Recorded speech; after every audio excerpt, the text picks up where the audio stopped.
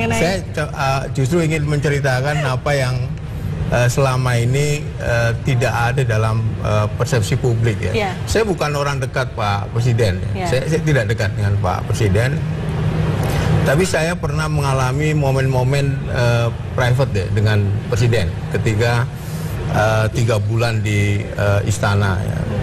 Dan saya melihat Presiden kita ini memang sederhana dalam pengertian yang sebenarnya gitu ya. Saya ingin menceritakan ketika kunjungan ke Solo ya, mungkin ini publik tidak tahu ya. Ketika saya diajak ikut naik mobil Presiden RI1, di dalam mobil itu Anda mungkin kaget ya.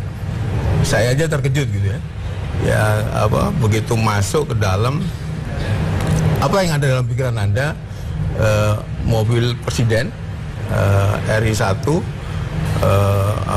yang digunakan sehari-hari dalam konteks kerja Presiden Republik Indonesia. Ternyata di dalamnya itu ada minyak angin itu di botol itu, kemudian juga ada tolak angin 1 saset gitu. Jamu gitu ya, jamu saya ya. betul terkejut. Saya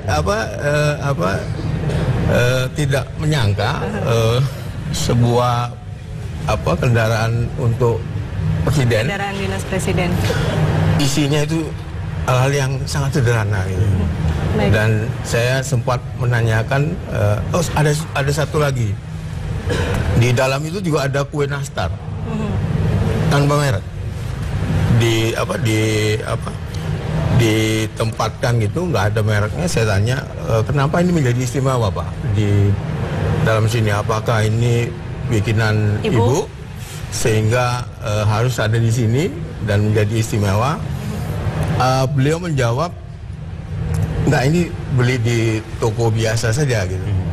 Jadi sederhana dalam pengertian yang selama ini kan ada pencitraan gitu ya. Dan saya melihat bukan pencitraan gitu. Memang karena sederhana. Sosoknya memang Pak Presiden kita ini sangat sederhana. Iya, baik. Jadi ada pengalaman, beliau itu kan berangkat dari Bogor menuju Jakarta setiap hari. Ya. Kemudian kita tahu sendiri kalau arus lalu lintas dari Bogor menuju kota Jakarta itu kalau pagi cukup padat di tol itu. Ya kebetulan karena kita sering setiap hari, maka masyarakat pengguna jalan ini yang terutama yang dari Bogor menuju Jakarta itu sudah tahu. Ya. Kalau sudah ada sweeper mobil Jeep Mercy 1 dengan 1 kendaraan dari polisi melintas di antara sela-sela itu, pasti di belakangnya Presiden. Karena kita tidak menggunakan sirine dan tidak menggunakan klakson ataupun bunyi-bunyi yang lain. Dengan kesadaran mereka membuka diri. Jadi sudah kita masuk di garis putih itu ya, dan masyarakat memberikan kesempatan untuk kita masuk. Baik. Dan itu sebenarnya sudah prosedur tetap itu. Sudah prosedur tetap. Presiden kan juga suka memelihara binatang. Ya. Ya Pak ya. Itu ada cerita lucu nggak Pak soal mungkin kemarin waktu kita mengundang Pak Teten ya, Cekari dan Mas Kusnanto, ada cerita Istana Bogor menyelenggarakan kontes domba misalnya.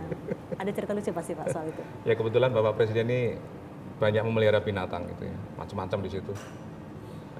Yang saya lihat setiap hari ada kelompok angsa di depan rumah itu, Wisma Diah Bayurin itu ada kelompok 7. Itu kelompok 7 untuk? Ya 7 angsa. 7 itu angsa tempatnya di situ. Namanya. Ya. Nggak jauh-jauh dari situ. 7. Ya. Jadi kalau pagi di dalam kandang yang pempet pagar itu sudah teriak-teriak supaya dibuka pintunya untuk keluar gitu kan. Saya melihat wah ini udah teriak-teriak. Coba tuh dibuka. Begitu dibuka mereka langsung terbang masuk di air, wah gembira sekali gitu kan. Saya melihat mereka betul-betul gembira gitu, bebas ya. Kemudian ada lagi angsa yang kelompok 9 agak ke selatan sana, di sebelah timur dari istana. Jadi mereka tuh punya teritori sendiri, nggak akan melebar ke sana, nggak akan itu. Di situ saja, dan kebetulan ada kolamnya di situ. Satu lagi di belakang istana itu ada domba. Ada 5 ekor domba di kelompok 5 itu. Ya. Jadi yang saya lihat di sini sama, bahwa domba itu juga tidak akan melintas kemana-mana. Dia punya teritori sendiri. Ya. Dia muternya di belakang istana saja itu. Saya juga heran kok bisa. Domba di situ. Ya? Karena angsa kan tadi ada kelompok 7 dan kelompok 9. Ya. Untuk dombanya? Domba 5 aja, 5. Ada lagi Hanya 5, satu kelompok tapi di teritori itu. Dan mereka kompak. Pergerakan semua sama-sama terus. Jadi untuk memudahkan tugas ini diberikan penamaan kelompok ya, Pak ya. Jadi ada kelompok 7, mungkin anggota-anggota kita tahu juga nama-namanya. Dombanya ada nama-namanya, Pak. Ada namanya. Sambil bercanda obatnya kita jenuh itu, si A, si B, si C, namanya masing-masing ada. Kasih nama dan diajak ngobrol ya. Menarik. Enggak bayangkan kalau presiden berangkat, terus mereka bisa dibariskan itu. Iya, dibariskan nggak kan? Setiap beliau keluar menuju ke Jakarta selalu melalui pintu samping timur, namanya pintu coklat. Awal-awal beliau menanyakan, mana dombanya itu? Wah, berarti Bapak menginginkan bahwa domba itu ada di situ. Sehingga setiap hari, setiap jam 8 keluar, domba kita apelkan di sana. Jadi kita kumpulkan di sana, mereka juga menunggu kalau presiden keluar di situ. Udah siap ya? Iya, udah siap. Tapi kalau ada perubahan waktu yang harus Bapak berangkat jam 8, kita juga jam 7, saya selalu perintahkan pada komandan komplek, apel pagi diajukan jam 7, saya bilang. Tolong itu siapkan kelompok 7, 9, dan 5. Domba-domba itu disiapkan jam 7 gitu loh.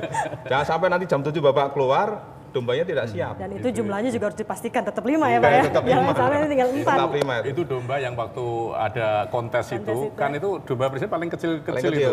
Maka kan nggak boleh sama beliau sebenarnya dikeluarkan. Maka dikeluarkan untuk beauty contest, kasih pakaian gitu. Jadi kebayang lucu ya. Ini memang salah satu juga yang menarik dari presiden selain tadi ternyata memang membumi ya, suka dengan memelihara, sederhana saja gitu. Refreshingnya cukup dengan melihat binatang kesayangan itu sudah menjadi suatu bentuk refreshing. Dan